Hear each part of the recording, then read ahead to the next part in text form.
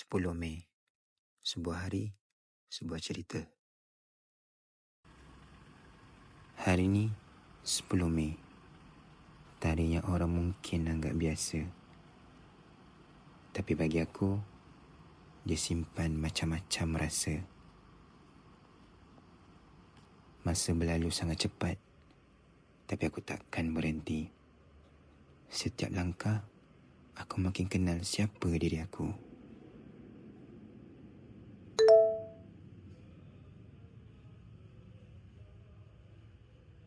Setiap kali 10 Mei, deruan mesej yang aku terima.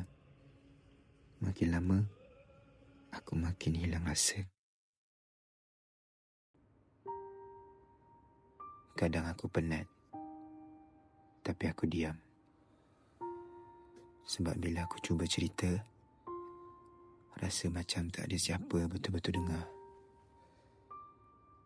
Pernah tak kau rasa tengah duduk dengan ramai orang, tapi hati kau kosong? Macam semua orang ada tempat, tapi engkau cuma lalu je.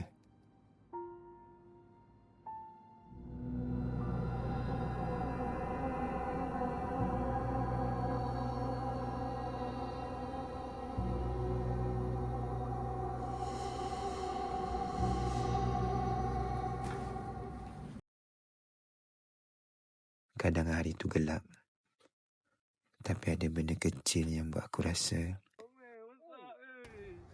aku masih hidup. Adanya orang-orang ni buatkan aku rasa aku masih lagi wujud.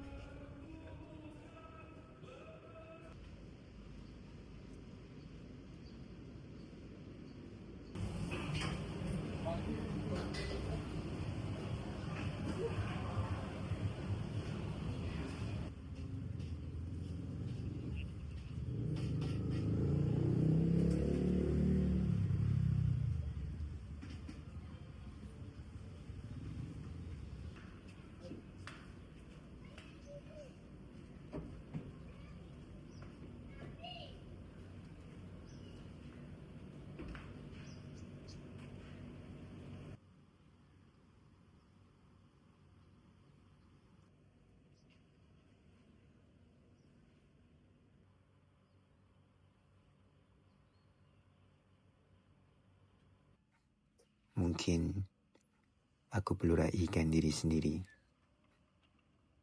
Walaupun sekadar beli kek, ia buat aku rasa aku berharga.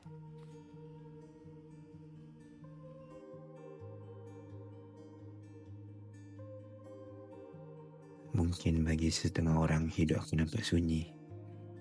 Lebih-lebih lagi bila aku sambut hari jadi seorang diri. Tapi bagi aku, setiap orang ada cara sendiri untuk mencari bahagia.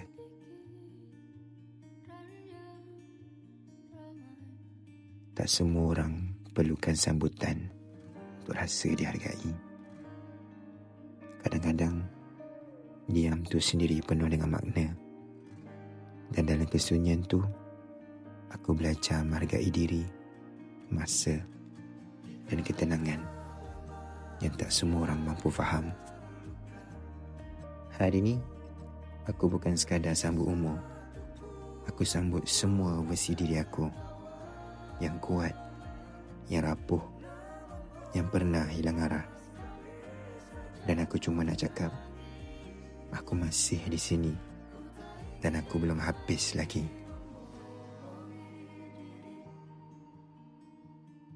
Selamat hari jadi Syamil yang ke-25 tahun.